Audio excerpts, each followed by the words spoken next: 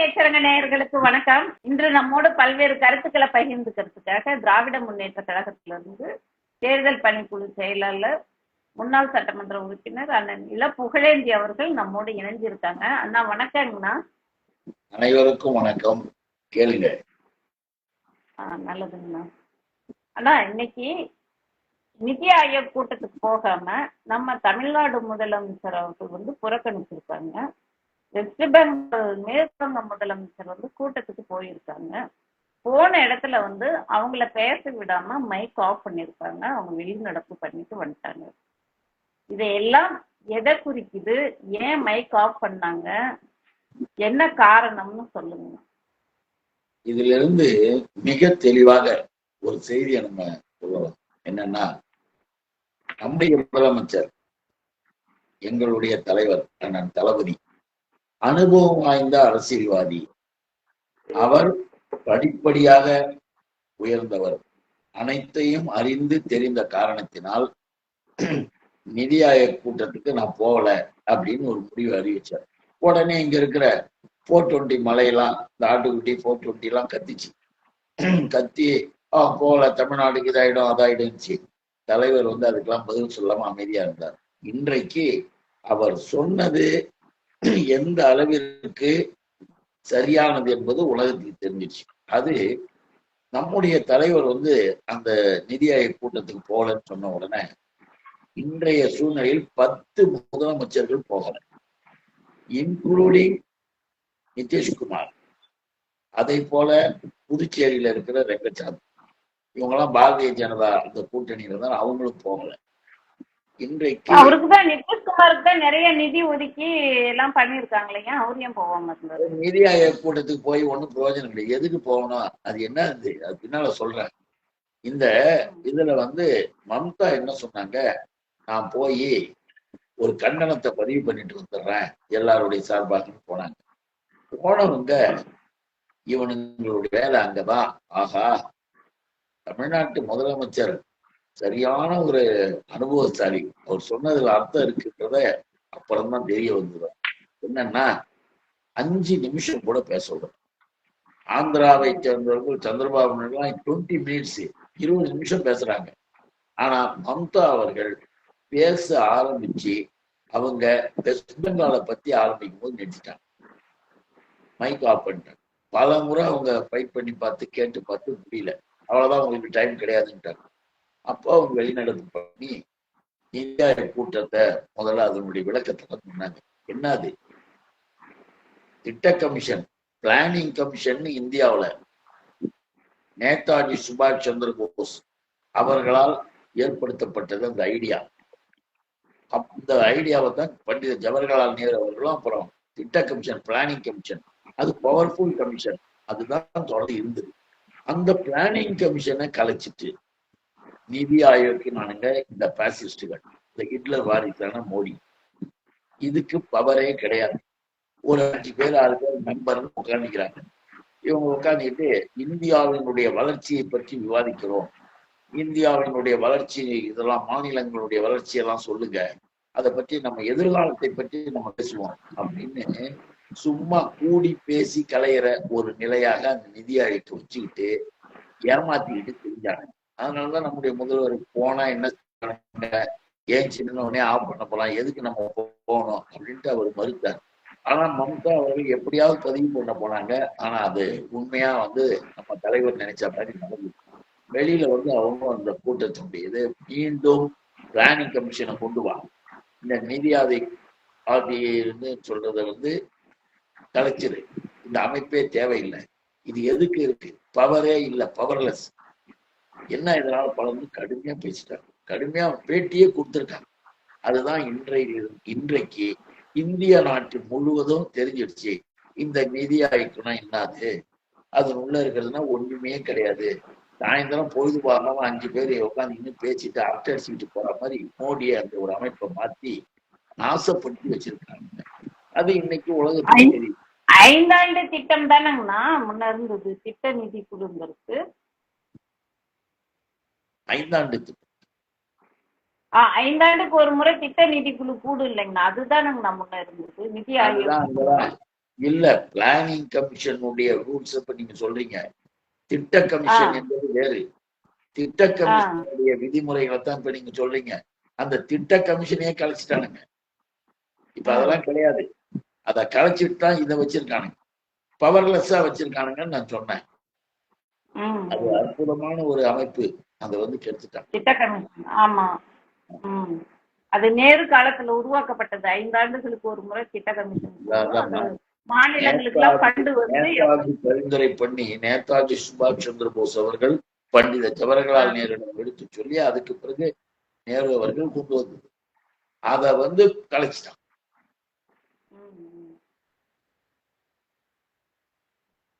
சரிங்கண்ணா. இப்போ இந்த நிதி ஆயோக்கால எந்த ஒரு யூஸ் இல்லைன்றீங்க.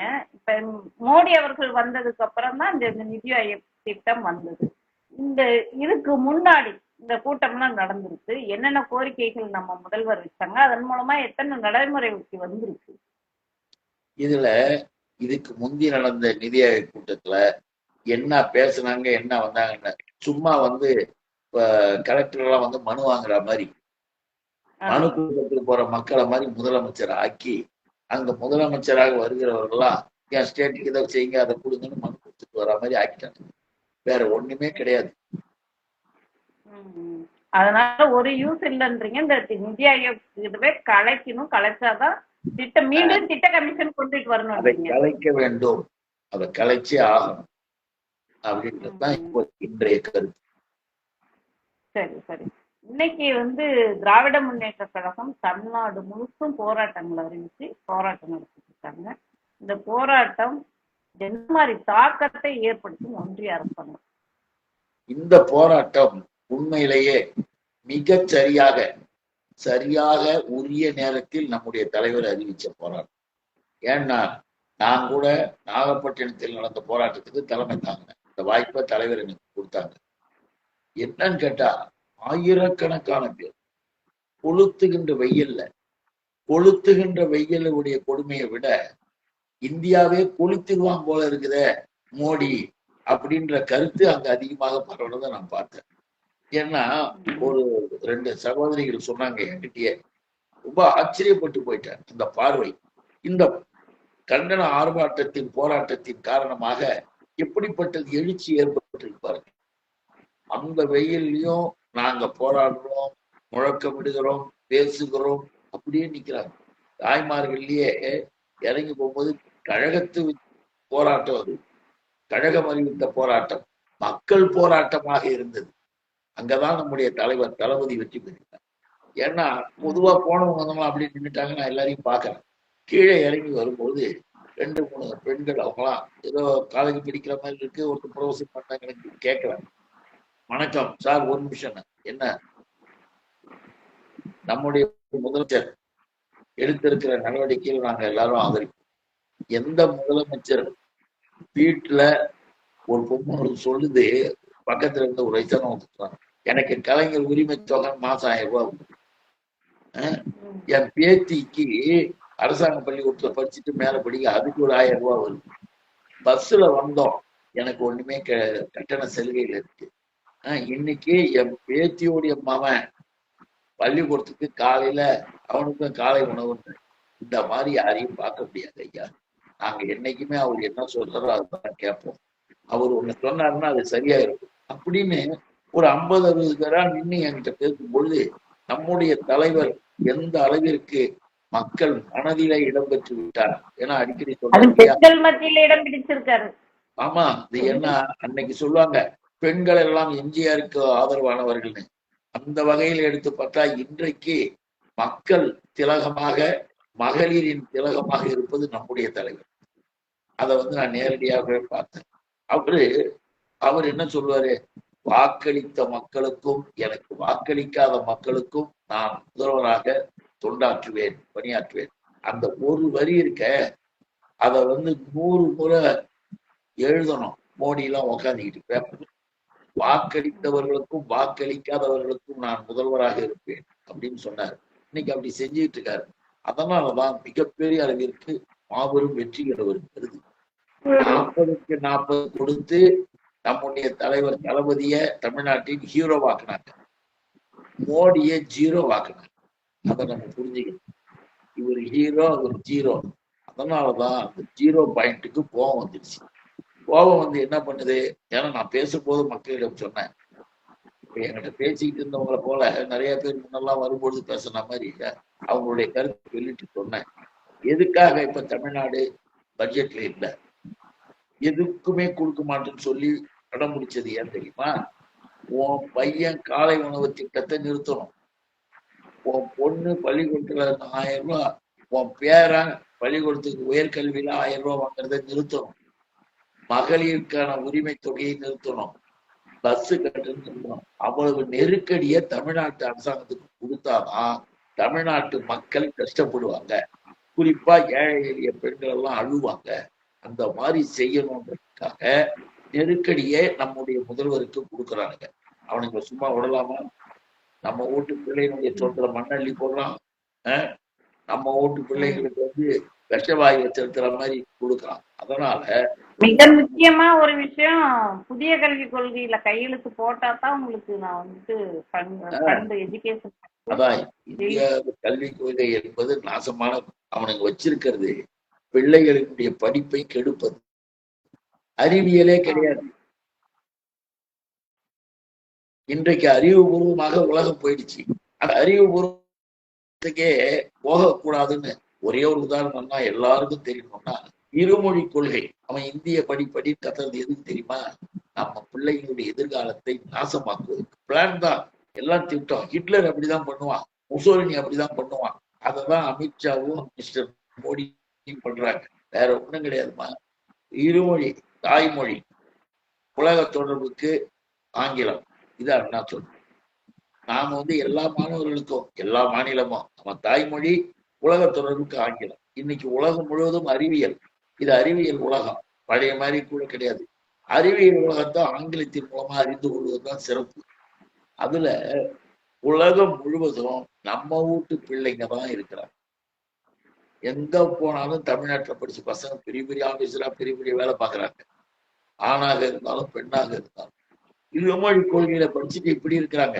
ஆனால் உத்தரப்பிரதேசம், குஜராத், பீகார், இவனுடைய மத்திய பிரதேசம், ஹரியானா போன்ற இடங்கள் பாவம். அந்த மக்கள் பாவம், நல்ல மக்கள். அவங்க தாய்மொழியையும் ஆங்கிலத்தையும் அவங்களுக்கு ஒழுங்கா சொல்லி கொடுக்காம நம்மளை ஹிந்தி படின்னு சொல்லி அவங்களுக்கு இருக்கிற கல்வியை கூட நாசமாக்கி ஆயிரக்கணக்கான பேர் தமிழ்நாட்டுல வேலை பார்க்கிறோம். படிக்க வேண்டிய காலத்துல, காலேஜ் போக வேண்டிய காலத்துல, +2 படிக்க வேண்டிய காலத்துல ஹோட்டல்ல கிடக்கிறான். தமிழ்நாடு, கேரளா, ஆந்திரா, கர்நாடகா, சவுத்துல அதிகமாக இருப்பது தமிழ்நாட்டுல. ஏன்? இந்த வயசுல அவனுக்கு படிப்பை யாருக்கு எடுத்ததுன்னா Modi, BJP, RSS, backward class, backward class, SC, ST, இவன் இப்படிப்பட்ட பசங்களுக்குலாம் எதுக்கே படிப்பு? கெடுத்து குட்டிச்சவராக்கி அவனை அனுப்பி எங்கேயாவது போய் பொழைச்சிக்கிட்டோம். அப்பா தொழில கத்துக்கடா, உனக்கு சோறு போடும், இப்படி எல்லாம் சொல்லி அந்த பிள்ளைங்களை படிப்பை நாசமாக்கிட்டு ஒரு தரப்பால மட்டும் படிக்க வைக்கலாம். நம்மளை உணர்ந்து இந்திய படுறான்றதும் நம்ம வீட்டு பிள்ளையும் கெடுப்படுத்து தான். இதைத்தான் நம்முடைய அன்புக்குரிய சகோதரர் தயாநிதி மாறன் அவர்கள் மிக தெளிவாக இந்திய எதிர்ப்பை பற்றி இப்ப பேசியிருக்காரு. இதெல்லாம் நம்ம புரிஞ்சுக்கணும். இன்றைய அடிப்படையில் பிஜேபி என்பது ஒட்டுமொத்தமாக தலைவர் சொன்ன மாதிரி, தலைவருடைய குரல் எப்படி தெரியுமா? தமிழ்நாட்டு மக்களின் குரலாக இல்லை, ஏன் இந்திய நாட்டு மக்களின் குரலாக உனக்கு ஒன்று சொல்றேன். இந்திய நாட்டு மக்களின் குரலாகவே நம்முடைய தளபதியின் குரல் இன்றைக்கு வந்துடுச்சு. நீட்டுன்னாரு, இன்னைக்கு இந்தியா முழுக்க மாணவர்கள் எதிர்க்கிறாங்க. நம்ம வழிக்கு வந்துட்டாங்க, நம்ம வழிக்கு கொஞ்சம் லேட்டா புரிஞ்சுக்கிறாங்க. அதான் திராவிட மாடல். அந்த வகையில மோடிக்கோ, மோடிக்கு அமித்ஷாவுக்கு கோவம் வரலாம், எது வேணா வரலாம். எது வந்தாலும் சரி, தளபதி சொன்ன மாதிரி தொடர்ந்து தவறு செய்கிறீர்கள், தொடர்ந்து உங்களுக்கு தோல்விகள் வரும், எழுதி வச்சு கொள்ளுங்கட்ட. அதான் நடக்கும். நல்லதுங்கண்ணா. ஒருவேளை சிஎம் சொல்லி இப்ப வந்துட்டு எல்லா மற்ற மாநில முதல்வர்கள் எல்லாம் புறக்கணிச்சதுனால அவங்க கோவப்படுவாங்களோ? இவங்க என்னதான் பண்ணாலும் இப்படித்தான் பண்ணுவாங்க அப்படின்ற கோபம் கூட இருக்கும் இல்லைங்களா? கோபத்துக்கு பரிகாரம் என்ன இருக்கு? ஒண்ணுமே கிடையாது. ஏன்னா இந்திய துணைக்கண்டம் சப்கான்டினென்ட் நான் சொன்ன மாதிரி இது ஒன்றும் நாடு கீடுன்றது அப்புறம் சப்கான்டினென்ட் பூகோள ரீதியா இந்த துணைக்கண்டத்தில் இருக்கின்ற மாநிலங்கள் இந்த ஒன்றிய அரசுல இருக்கிற மாநிலம் தான் யூனியன் அப்படின்றது. இந்த யூனியன் ஒன்றிய அரசு எல்லா மாநிலங்கள்லயும் மக்கள் விழிப்படைந்து விட்டார்கள். அதை புரிஞ்சுக்கணும். அதான் சொன்னேன், அன்னைக்கு பேப்பர் பார்க்க முடியாதவன், எதுவுமே தெரிஞ்சுக்க முடியாம, ரேடியோ வாங்கி கேட்க முடியாதவன் இந்த உலகத்துல கையிலேயே உலகம் வந்துடுச்சு அறிவியல். இவனுக்கு அதை கண்டுபிடித்த கிறிஸ்துவர்களை நான் ஏற்றுக்கொள்ள மாட்டேன், இனிமேல் கிறிஸ்துவர்கள் செய்த எதையும் செய்ய நாங்கள் ஏற்றுக்கொள்ள மாட்டோம்னு கரண்ட் எல்லாம் கூட போட மாட்டாங்க. RSSல சில பேரு கரண்ட் யாரு, தாமஸ் ஆல்வா எடிசன், அவர் கிறிஸ்டின், எனக்கு கரண்ட் வேணாம். கார் யாரு, அது போர்டு, அவர் யாரு, கிறிஸ்டின், எனக்கு இனிமே கார் வேணாம். இப்படி கிறிஸ்துவர்கள் கண்டுபிடிச்ச எதையுமே இனிமே பிஜேபியில கொஞ்சம் பேர் பயன்படுத்த மாட்டாங்க. ரொம்ப நல்லா இருக்கும். இந்து மதம்னு கொடுத்ததே கிறிஸ்து அவங்க தானே, ஆங்கிலேயர்கள் தானே, கிறிஸ்துவர்கள் தானே கொடுத்தாங்க. அவங்ககிட்ட போய் மனு கொடுத்தது யாரு, முன்னேறிய வகுப்பு இப்ப 10% கொடுத்திருக்காங்கல்ல, அந்த 10% பெற்ற முன்னேறிய வகுப்பாருன்னு சொல்றாங்கல்ல, அதுல இருக்கக்கூடிய இன்னும் டாப்ல இருக்கிறாங்க. அவர்கள் இந்திய நாட்டு மக்களை தனக்கு கீழே ஆளுமைக்கு கொண்டு வருவதற்காக இந்துன்ற வார்த்தைய டாக்டர் போய் பிரிட்டிஷ்காரன்ட்ட போய் உட்கார்ந்தாங்க. அவன் பார்த்தான், யாரெல்லாம் வெள்ளைக்கார கிறிஸ்துவர்கள் இல்லையோ, யாரெல்லாம் இஸ்லாமியர்கள் இல்லையோ, அவர்கள் எல்லாம் இனி சட்டப்படி இந்து என்று அழைக்கப்படுவார். அவ்வளவுதான். உடனே இவன் என்ன பண்றான், அந்த காலத்துல, இன்றைய அறிவு இருந்ததுன்னா வேற கதை, அந்த காலத்துல பிறப்பால் பேதம் பிரிச்சான். குலத்தொழில பாரு, நாங்களாம் மேல வந்து பார்ப்போம். அப்ப எல்லாமே அதிசயமா பார்த்த காலம் எல்லாரையும். அப்படி நம்மளை அடிமைப்படுத்துறதுதான் இந்து. சைவர்கள் வைணவர்கள் இன்னும் கட்டினா ஒரே ஒரு ஏனா இருக்கு, உத்தரப்பிரதேசல போயிருக்கு. காத்தவராயன் ஆரியமாலா எங்கேயாவது குஜராத்ல இருக்காங்களா பார்ப்போம். அவங்க வேற, நம்ம வேற. நம்ம வழிபாட்டு முறை வேறு, அவனுங்க வழிபாட்டு முறை வேறு. ஆனா இந்த பிஜேபி RSS காரன் எல்லாரையும் போட்டு பிசைஞ்சு அதை கொண்டாந்து திணிச்சு வச்சிருக்கான். வைத்தாலும் கூட நம்ம மக்கள் ஒட்டு மொத்தமாக அவங்களை ஏற்றுக்கொள்ளவில்லை. எங்களுக்கு தெரியும், நாங்க சாமி கூட நீ யாரா சொல்லி கொடுத்தது. எங்க இந்து அறநிலையத்துறை அமைச்சர், என்னுடைய அன்பு இளவர் சேகர் பாபுடைய கேள்விக்கு அவரால் ஒழுங்க பதில் சொல்ல முடியாது. அவ்வளவு கோயில்களுக்கு அவர் குடமுழுக்கு பண்ணது, அவ்வளவு கோயில்களுக்கு புதுப்பித்தது. இன்னும் கேட்டீங்கன்னா அந்த கோயில்களினுடைய வருவாயை ஒழுங்கு முறைப்படுத்தியது. யார் யாரோ வச்சிருந்தான். உதாரணத்துக்கு ஒண்ணு கைப்பற்றி அரசு கொண்டு வந்தாருமா.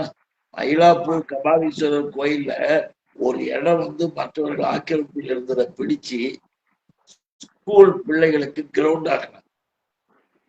அத மாதிரி எல்லாமே திராவிட மாடல் அரசு சரியாயிருக்கு. இவர்கள் எந்த வேஷம் போட்டாலும் ஒன்றும் நடக்காது. நல்லதுங்கண்ணா. நம்ம கூட பல்வேறு கருத்துக்களை பகிர்ந்துக்கிட்டீங்க. நன்றிங்கண்ணா. வணக்கம். வணக்கம்.